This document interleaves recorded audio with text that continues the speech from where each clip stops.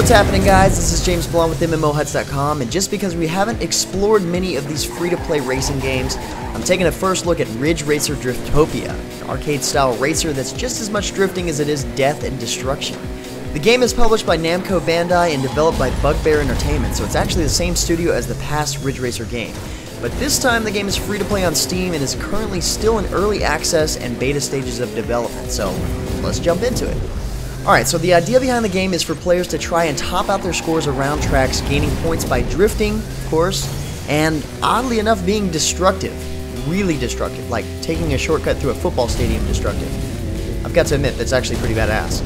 There really isn't much you can't smash and at the same time keep going full speed around tight corners. In fact, drifting, destroying, and staying airborne fill your boost meter to get you a nice little burst of speed that helps you keep competitive in the race. But the other cool aspect of the boost is that it's also used to frag opponents' cars. Driver in your way, kick on the boost and politely blow them off the road.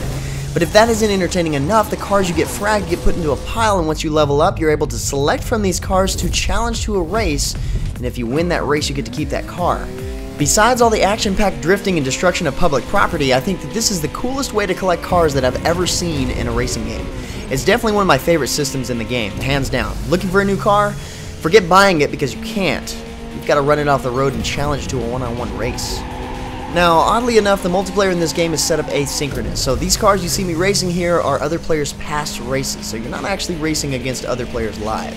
The objective in the game is to compete on a global scale with race times based on level, car, and scores that include drifting, airtime, and collateral damage. And you'll notice after each race your global ranking updates, and as other players set new times in the game, you'll notice different racers in your race, as well as see your current ranking fluctuate. You also begin to level up your cars depending on your score and the results of your races. You gain points that you can put toward your car every time it levels up. You can increase its top speed, acceleration, boost speed effect, and strength, which I guess means how many points you get for the damage that you cause. The nice part is that you can significantly tell a difference once you've increased any of the attributes on your car. Then you can go back and do some of the earlier races and try to beat your old time and increase your global ranking, or put new times on the tracks that you unlock as you level up your account. So just to get things straight, your account and your cars level up independently. Your account leveling gets you access to new tracks and challenge races, whereas your car's leveling grants you increased attributes towards that car. As far as the controls go, get a gamepad for this one. You can use the keyboard to play, but forget that. I didn't even try the game that way. Better yet, if you have a racing wheel, this game is probably a blast. Luckily, it's arcade-style control, so unlike driving sims, you don't have to be an expert to have fun. Alright, so there are a lot of other workings to the game. When you first start out, you're given a basic card pack that gives you 3 cars, 50 repair kits, and a handful of boosters. So yeah, the game has some card collecting elements to it. But let's start with the repair kits, because it's a big but strange part of the game. The repair kits are used to repair your car if you have a bad wreck, which I think is odd in the first place because it's an arcade-style game, but, you know, whatever. Starting out, the base level car costs 2 repair kits to repair, no matter what car you have to choose. It's based on the car's level and not the type or rarity from what I can tell. And every time you level up that car, it costs an additional repair kit to fix. Sounds simple enough. Well, yeah, until you find out that the game basically has a simple form of permadeath, and that if you run out of repair kits and can't repair the car after a bad wreck, you lose the car forever.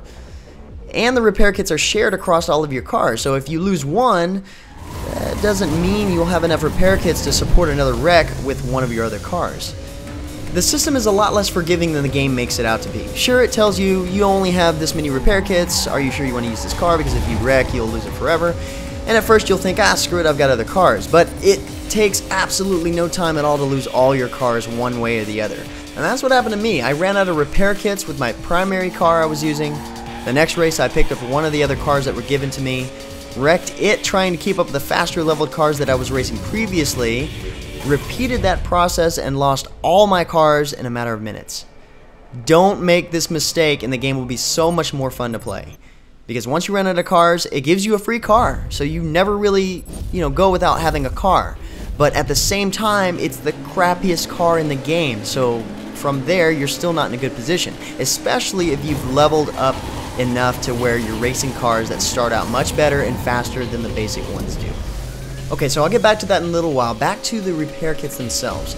You can gain repair kits by A, completing a race in which you gain 1, B, finishing a race within the top 3 positions to win bonus cars and boosters that can sometimes be 10 repair kits, C, win cars in challenge races, you know, the ones that you fragged, then sell them for repair kits. That's actually the most effective way if you don't consider D, which is buying them outright with cash money. Now, they're not that expensive really, but as fast as you can potentially lose them, relying on buying them alone could possibly get expensive quick. Some of the other things that you can win after placing 3rd or higher in a race are boosters. After you select your track, pick your car, if you're lucky enough to have several to choose from, you can choose a booster. For the most part, these help you fine-tune the car's attributes for the duration of one race, or some of them actually help you get a higher score from drifting, being airborne, or fragging other cars. Everything in the game when it comes to these boosters or cars are categorized by rarity, from common to mythic. So when you look at the game's cash shop, you'll see that you can purchase car packs, booster packs, repair kit packs, score boosters, and garage slots. Each one has tiers, and the more you spend, the more things you get of higher rarity. Plus, when you buy car packs, you actually get repair kits, which is really helpful, actually. Or, I take that back, I'm just glad it doesn't actually have to be a separate purchase. So, the garage slots are needed when you have several cars and you want to be able to select from them without selling your current slotted cars. See, when you assign a car to a slot, it's there permanently, or until you lose it or sell it for repair kits. So, as you can see, there are a lot of different ways the game can make money, and that's pretty much the gist of the game. Now it's time for my rant. Overall, I'm pretty torn on the game. There is no doubt the metagame is action-packed, fun as hell, especially when you're drifting around corners and smashing through buildings and stuff for shortcuts. I mean, that's basically what the game is for. The visual effects and the explosions in the game look great, and even though the cars are fantasy cars, they still did an awesome job at making them look sleek and clean. Even the loaner car. It's just too bad that the game is broken as it is, because along with the arcade-style controls, you have the arcade limitation to progression without paying or waiting. Like I said before, if you run out of repair kits, you run out of cars, you're basically done, because the recovery from that part is so challenging that you'll be too frustrated to play the game after that. The cars and the times that you have to face get faster and faster when you're stuck at the bottom of the line what looks to be a family-style SUV luxury car that can't keep up without luck and expertise.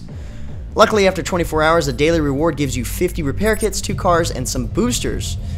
That kind of gets you out of your rut, but what I'm saying is the game doesn't need to have the repair kit system to remain profitable as a free-to-play game. They shouldn't have tied the repair kits into monetization, because you sort of get the sense that the game is forcing you to lose all of your repair kits, so you're pressured to buy more. Or wait. It's hard to convey without playing, but there are plenty of cases where it has nothing to do with skill and you go completely out of control and wreck. I mean, it's stuff caused by cars that can't be moved, like they're armored or something, unless they're absolutely destroyed when you're using your boost. I honestly think the game would be everything it's meant to be if it just dropped the repair kit system and stuck with the booster packs, car packs, and the garage slots, I guess. I mean, what's the point of the arcade style if you have to be afraid of crashing too much and have to repair your car, or you lose it indefinitely? I think it would be easy for them to incorporate cosmetic changes to the cars, like paint jobs and body add-ons for monetization, so players can make the cars, you know, the rare ones that they find in challenges, look the way they want them to. Plus, it would be nice to have live races for a change, you know, with other players or your friends. The option that they have now is cool, but, you know, why not both? Oh, and one more thing. For those of you who like to switch to the bumper style view like I used to, well, too bad, because you literally cannot see anything if there are other cars around you. I mean, that's easy to fix. They just need to make the cars become transparent when they get too close. But other than that, the game is extremely fun to pick up and race several times. All the destruction can really satisfy the need for action. And that part of the game actually relieves the stress and frustration caused by the repair kits. Until you wreck, of course. But enough on that. Thanks for watching, guys. If you're looking for more information about the game or want to try it out for yourself, head over to the MMOHuts game profile from the link in the description below. And until next time, guys, that's going to be it for me. I'm James Blonde. See you out there, gamers.